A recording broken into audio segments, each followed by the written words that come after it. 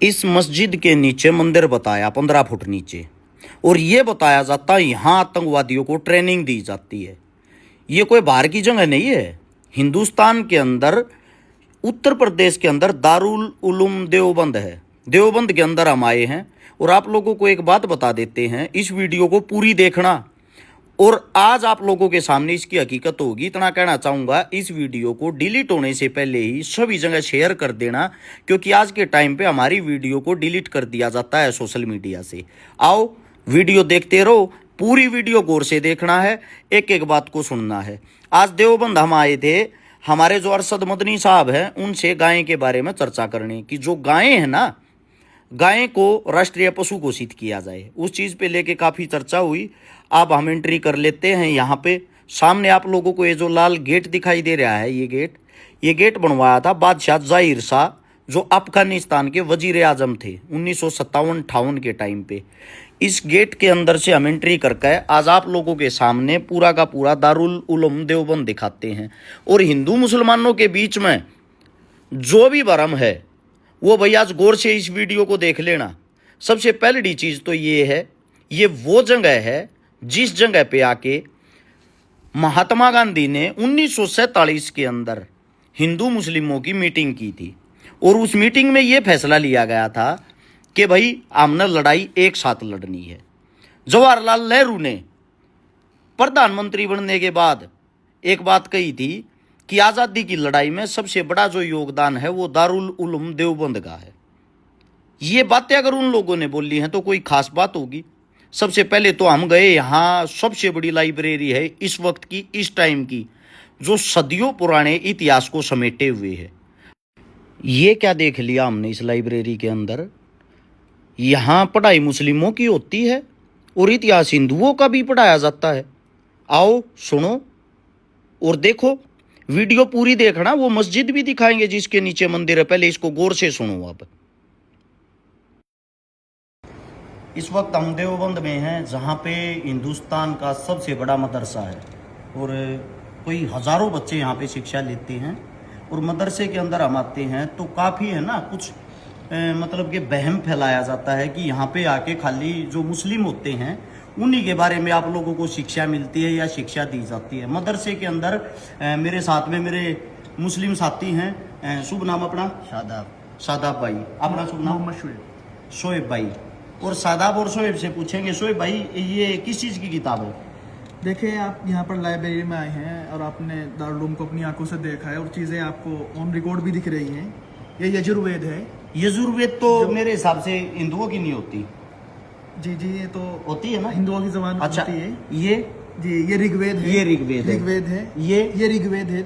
ये भी ऋग्वेद। ये रामायण तुलसीदास है। रामायण है जी, ये रामायण है। ये रामायण है मदरसे के अंदर, मतलब दारुल उलूम के अंदर, दारुल उलूम की लाइब्रेरी के अंदर रामायण है, मनुस्मृति है बज़बान हिंदी। ठीक है, ये यहाँ पर हिंदी में भी है और वो सब चीज वो उनका उर्दू में भी यहाँ पर देख सकते हैं आप। ये रामायण वाल्मीकि है, रामायण वाल्मीकि द्वारा।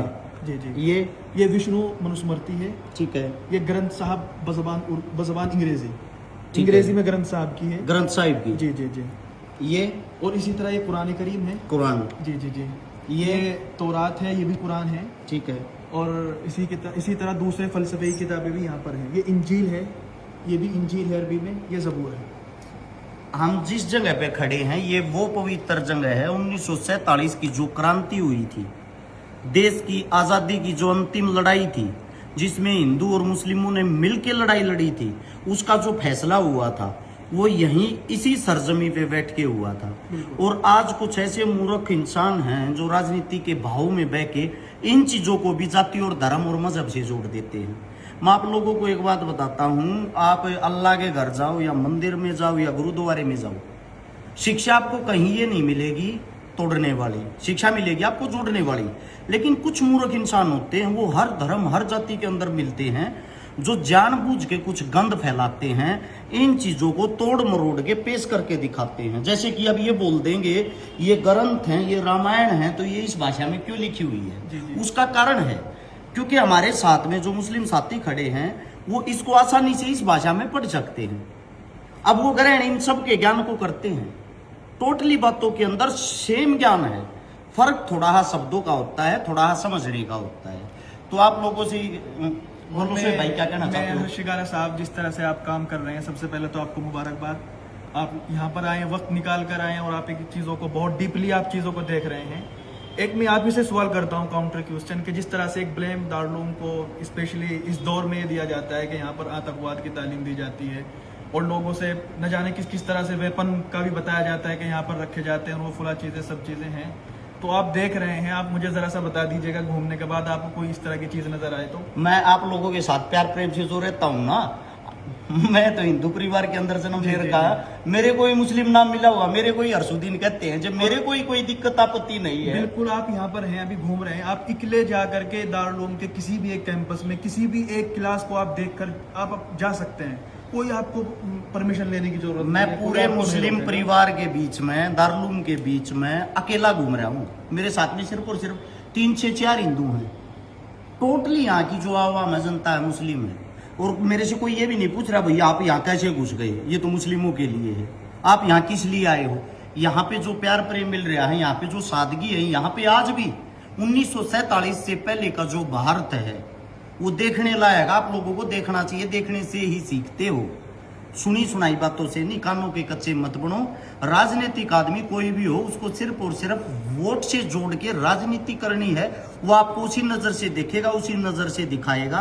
हाथ जोड़ के विनती है, आप देवबंद आए और यहाँ पे आके घूमे, यहाँ पे आके देखें, मैं गारंटी देता हूँ आप देवबंद के दीवाने हो जाओगे। धन्यवाद आप सबका। और इतना कहना चाहूंगा, एक बार लाइब्रेरी और दिखाना, मेरे हिसाब से हिंदुस्तान के अंदर ऐसी लाइब्रेरी कहीं मिलेगी नहीं आप लोगों को, पूरी वहां से लंबी दिखाना भाई। मुस्लिमों के लिए जो नफरत रखते हैं, व्हाट्सएप यूनिवर्सिटी से जो पढ़ के आते हैं, आजकल के बच्चे जो सोशल मीडिया पे खाली लाइक और फॉलोवर कमाने के चक्कर में एक धर्म को टारगेट करते हैं, आंखें खोलो और देखो क्या किसी हिंदुओं के पास ऐसे इस तरीके से अपने इतिहास को संभाल के रखा है। गौर से देखो, सदियों पुराना इतिहास आज भी इनके पास रखा हुआ है। पंखे भी वही पुराने हैं, उसी टाइम अंग्रेजों के टाइम के। आज भी हाथ की दस्तकारी करते हैं, हाथ से काम करते हैं। अगर गौर से देखोगे, जितनी भी लाइब्रेरी है, इसके अंदर जितने भी इंसान बैठ के जो कार्य कर रहे हैं इस टाइम पे, वो कार्य करने वाले इंसान आज भी लैपटॉप से पहले अपने हाथ से मोहर मारते हैं, हाथ से काम करते हैं, अपने पूरे के पूरे इतिहास को समेटे हुए हैं ये इंसान। और संपूर्ण जो भी जहां से इंसान आता है उसकी इज्जत करते हैं, उसका सम्मान करते हैं। इसीलिए मैं कहता हूं, आप किसी से नफरत तो करते हो, नफरत करने से पहले नजदीक से जाके उसके कल्चर को तो जानो। या सीधा वैसे ही किसी से सुन लिया और गालियां देना शुरू कर दिया, किसी के धर्म को आप बदनाम तो कर देते हो, टारगेट तो कर देते हो, उस धर्म के बारे में थोड़ा बहुत तो आप लोगों को पता होना चाहिए। आइए अब आप लोगों को उस मस्जिद तक ही लेके चलते हैं जिस मस्जिद के आजकल चर्चे चल रहे हैं, क्योंकि वो दिखानी आप लोगों के लिए बहुत ही ज़्यादा ज़रूरी है ताकि आप गुमराह ना हो। और उससे पहले आप लोगों को इस जगह लेके चलता हूँ। ये देखो, सुना होगा फिल्मों में कि फतवा जारी कर दिया है। ये वो जगह है जहाँ पे हम जा रहे हैं पुराने टाइम से ही, पुराने से पुराने टाइम पे, अंग्रेजों के टाइम पे 1947 की जब जो लड़ाई शुरू हुई, तो उस टाइम पे जो मौलाना हुसैन अहमद मदनी साहब थे, उन्होंने फतवा जारी किया था। और वो फतवा यहाँ से जारी किया था, ये जो आप जगह आप देखने लग रहे हो, वहाँ लिखा हुआ भी है सामने, फतवा जारी यहाँ से होता है संपूर्ण हिंदुस्तान के मुस्लिमों के लिए। और 1947 की लड़ाई में ये फतवा जारी हुआ था, कोई भी अंग्रेजों की सेना में मुस्लिम शामिल नहीं होगा। जैसे हम नमाज जो पढ़ते हैं पांचों टाइम की, जितनी अहमियत इज्जत हम नमाज को देते हैं, सेम हम अपने देश के लिए कुर्बानी दे देंगे। हम अंग्रेजों की फौज में नहीं जाएंगे। और मैं अपना कफन अपने साथ लिए फिरता हूँ, मेरे देश के लिए सबसे पहली कुर्बानी मेरी होनी चाहिए। ये थे मौलाना साहब के उस वक्त के, उस टाइम के स्पीच, भाषण, अपने देश के लिए, हिंदुस्तान के लिए वो लड़े थे। दूसरी चीज़ ये है, अब हम जिस तरीके से बाहर निकल के जो जा रहे हैं, हम जा रहे हैं उसी मस्जिद की तरफ, जिस मस्जिद के बारे में दुनिया भर के बच्चे आजकल वीडियो बनाते हैं। पॉपुलरिटी के चक्कर में कोई भी आदमी किसी भी लड़कियों जैसा नाम रख के, और जो सरेआम आवारा तत्व होते हैं, वो एक समाज को टारगेट करने के लिए बार बार गालियों का प्रयोग करते हैं।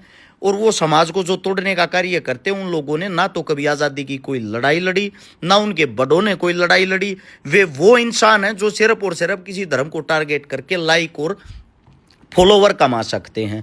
अब हम पूछ गए हैं उसी मस्जिद के अंदर, जो मस्जिद आप लोगों के सामने दिखाई दे रही है। सबसे पहली चीज़ तो आप ये देखो कि इन लोगों ने अपनी चीज़ों से कितना प्यार है, कितने अच्छे तरीके से मुस्लिम जो कल्चर है ये अपने आप को समेट के रखते हैं। ये एक आवाज़ में इकट्ठे हो जाते हैं। इनसे हमें सीखना चाहिए, इनसे हमें सीख लेनी चाहिए।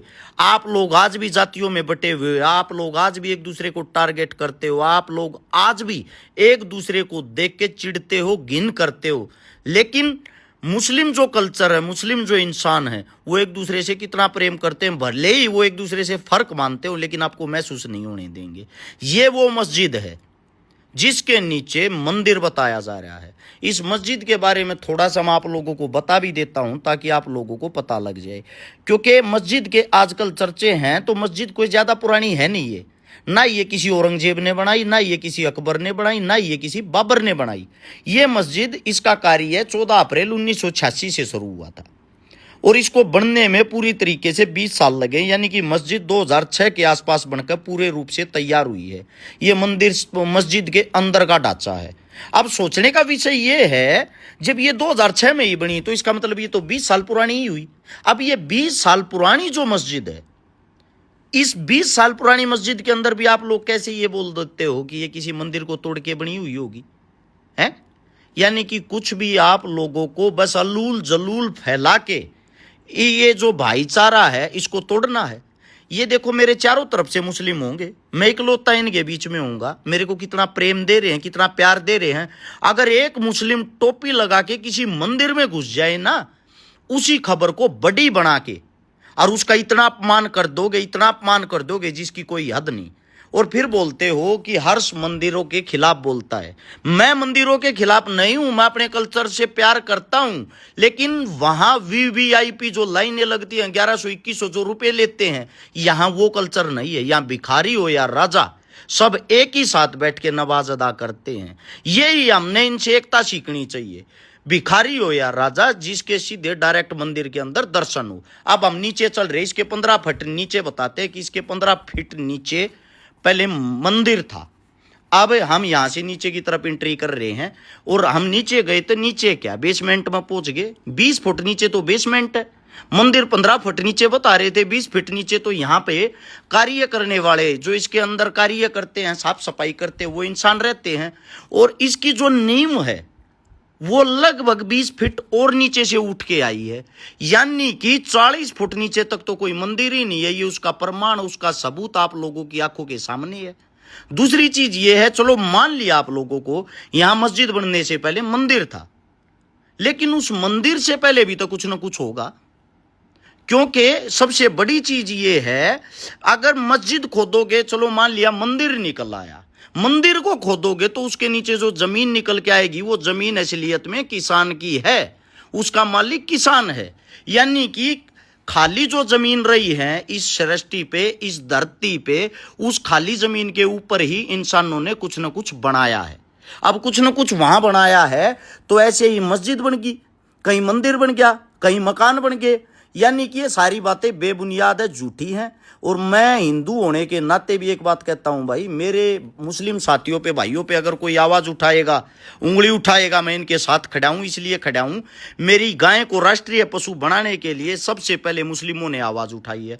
दूसरी बात, जो कहते हैं आतंकवादी तैयार किए जाते हैं, हमने ना तो यहां कोई बम, तोप, गोला, बारूद, असला तो छोड़ो, एक कुत्ते को मारने के लिए हमें नहीं यहाँ पे डंडा भी मिला। घर बैठ के झूठ फैलाने वालों, ये है देवबंद की हकीकत। और जल्दी ही हजारों छात्रों के बीच में जो घर गए हुए हैं, फिलहाल छुट्टी है, मुस्लिम छात्रों के बीच में यहीं से वीडियो बनाऊंगा, उनका प्यार प्रेम आप लोगों को दिखाऊंगा। और एक बात ध्यान रहे, मंदिर भी मेरा है, मस्जिद भी मेरा है, अल्लाह भी मेरा है, ईश्वर भी मेरा है।